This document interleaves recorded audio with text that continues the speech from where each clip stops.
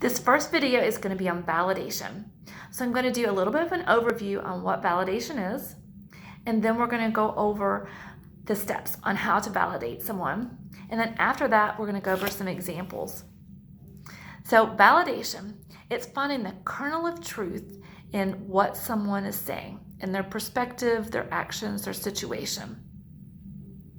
And we want to validate people for several reasons. It reduces anger, it improves relationships, and it helps people, especially children, be able to learn to share their thoughts and feelings, hopefully a little more often with us.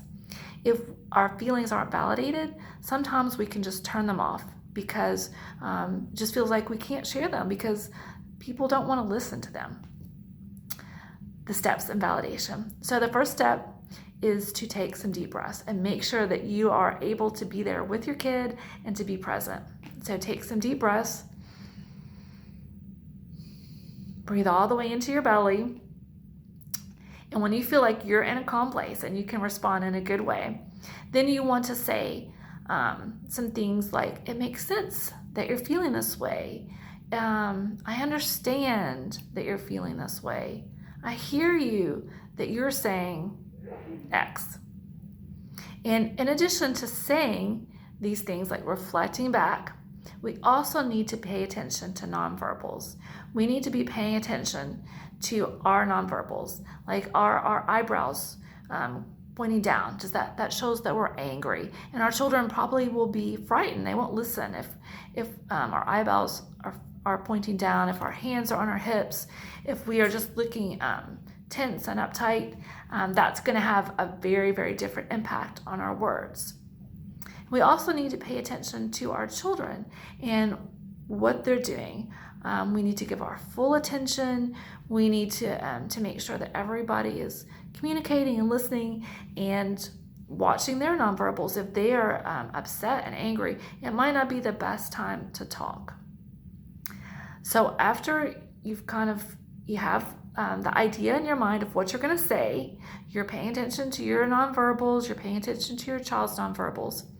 Then some examples are, say your child is bored and they say, I want to go to my friend's house. I'm just used to playing with my friends all the time.